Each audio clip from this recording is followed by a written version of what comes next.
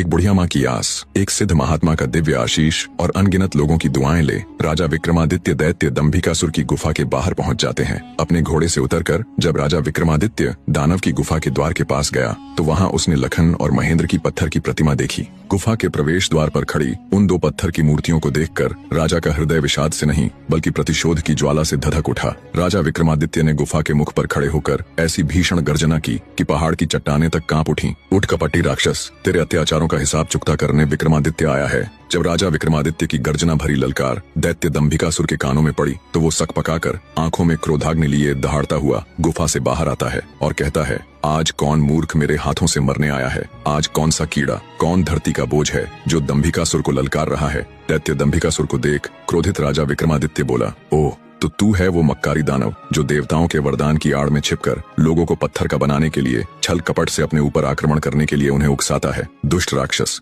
क्या मिला तुझे ऐसा करके? पर अब और नहीं, तेरे पाप का घड़ा भर चुका है, तेरा अंत अब ज्यादा दूर नहीं। राजा विक्रमादित्य की आत्मविश्वास भरी बातें सुन दंभिकासुर थोड़ा सक पकाया। राजा विक्रमादित्य बोले, पूछ पापी राक्षस, कौन से हैं तेरे वो 7 सवाल? मैं जवाब देने के लिए तैयार हूँ। राजा विक्रमादित्य की बात सुन दैत्य दंभिकासुर बोला, ओ तो अब तू मेरे सवालों का जवाब देगा कीड़े। अगर तुझमें हिम्मत है तो मुझसे मुकाबला कर, तेरे जैसे कीड़े को तो मैं चुटकियों में मसल कर रख दूंगा। बड़ा आया मेरे सवालों का जवाब देने। दैत्य दंभिकासुर ऐसी ऐसी बातें करके राजा विक्रमादित्य को भी उकसाना चाहता था ताकि वे भी अपना आपा खोकर उस पर हमला करे और पत्थर के बन जाए। पर राजा विक्रमादित्य तो राजा विक्रमादित्य थे। दैत्य की बात सुन राजा विक्रमादित्य बोले, सुन अहंकारी राक्षस, मैं तेरे उकसावे में आकर तुझ पर आक्रमण करने वालों में से नहीं हूँ। मेरा वक्त जाया मत कर और जल्दी से अपने वो सवाल पूछना शुरू कर। ये माया मुझे भी बहुत आती है। इतना कह राजा विक्रमादित्य अपने 4 वीरों को बुलाकर उन्हें बड़े आकार में आने के लिए कहते हैं। विक्रमादित्य के आदेश देते ही पलक झपकते ही उनके 4 वीर प्रकट हो गए और देखते ही देखते अपने विशाल आकार में आ गए।